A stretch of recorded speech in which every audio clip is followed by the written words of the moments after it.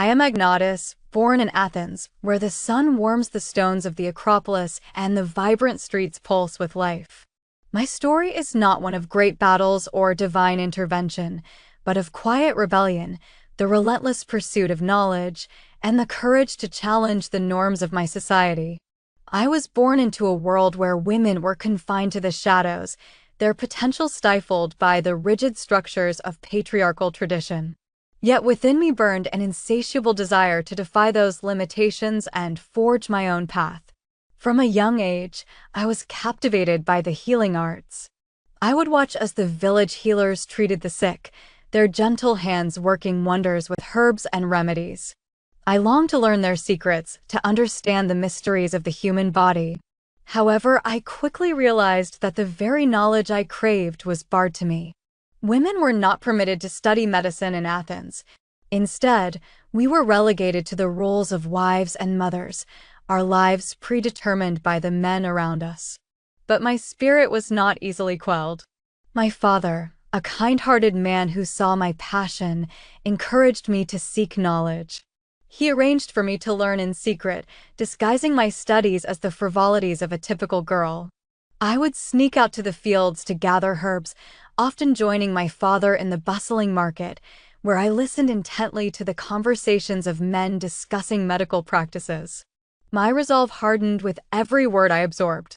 The turning point in my life came when I made the decision that would shape my destiny. I would disguise myself as a man. This decision was not made lightly. It was fraught with peril and uncertainty. But the prospect of becoming a healer, of serving those in need, outweighed my fears. I cut my hair short, donned loose-fitting garments, and practiced the deep timbre of my voice. Agnodice would become Agnos, a male physician. As Agnos, I began my studies under the mentorship of the great physician Herophilus. His teachings opened my eyes to the wonders of anatomy and the healing properties of plants. I learned to diagnose ailments, treat injuries, and perform surgeries. Each day, I walked the fine line between two worlds, reveling in my newfound freedom while hiding my true identity. The thrill of being a healer outweighed the dangers of discovery. As I began to practice, I found my calling. I was drawn to those who were most vulnerable, especially women. Many suffered in silence, unable to seek help due to societal constraints. I listened to their stories, offering both medical treatment and solace. I became known for my skill and compassion, earning the trust of those who sought my help. One evening, a woman named Phyllis came to me, desperate and in pain. She had suffered complications from childbirth, and her condition was grave. I worked through the night, drawing on every ounce of knowledge I had acquired. With careful hands, I was able to save her life. The gratitude in her eyes was a reward far greater than any recognition I could receive. It was in those moments that I felt the true weight of my calling. However, as my reputation grew, so too did the risk of exposure. There were whispers among the men of Athens, and I could feel the eyes of suspicion on me. The tension escalated when a rival physician began to suspect the truth. I lived in fear of being discovered, knowing that exposure could lead to dire consequences, not just for me, but for the women I had helped. The turning point came when I was summoned to the home of a wealthy citizen. His wife was gravely ill, and they had heard of my reputation. I arrived with a pounding heart, knowing that this would be my most dangerous encounter yet. As I entered the chamber, I found her surrounded by women who had gathered to pray for her recovery. In the throes of despair, I could not remain silent. I stepped forward, introducing myself as Agnos. The women looked at me with skepticism, but I spoke with confidence, offering my expertise. As I treated her, I could feel the weight of the room's collective hope resting upon my shoulders. When she began to recover, the joy was palpable. Yet, as I left, I could sense that my secret was teetering on the edge. It was not long before my true identity was revealed. A jealous colleague, unable to bear my rising fame, exposed me to the very men who had trained me. The outrage was swift and fierce. I was summoned before a council of men, my disguise stripped away. I stood before them, trembling but resolute, ready to defend my actions. You condemn me for what I have achieved, yet it is my skills that saved lives, I declared, my voice steady despite the chaos swirling around me. I chose this path not for myself, but for those who suffer in silence. Are we not all human?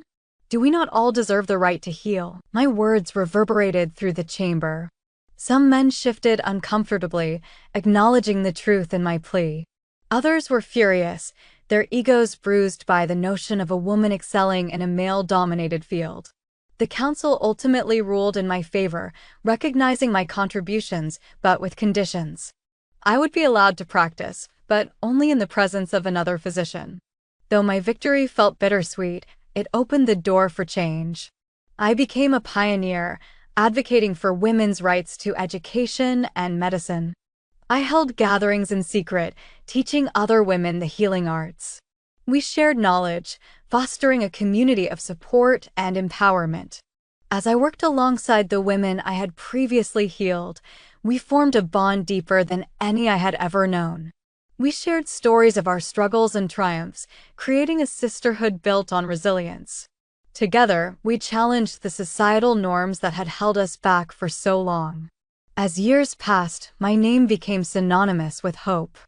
I was no longer just Agnos, the healer.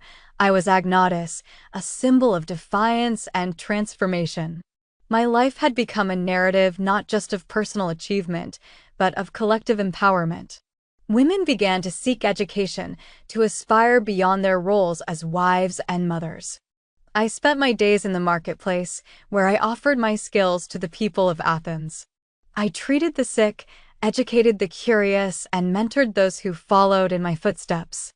I had carved a place for myself in history, not as a woman who merely defied the odds, but as a beacon of change. Now, as I sit beneath the shade of an olive tree, I reflect on the life I have led. The challenges I faced, the sacrifices I made, and the bonds I forged have defined me. My heart swells with pride for the women who continue the fight for their rightful place in the world. I may have begun my journey seeking knowledge and healing, but I ended it with something far greater, the understanding that true power lies not just in individual achievement, but in lifting others along the way. I am Agnodice, a healer, a teacher, a rebel, and above all, a woman who dared to claim her destiny. My legacy is woven into the very fabric of Athens, a reminder that the spirit of courage knows no bounds.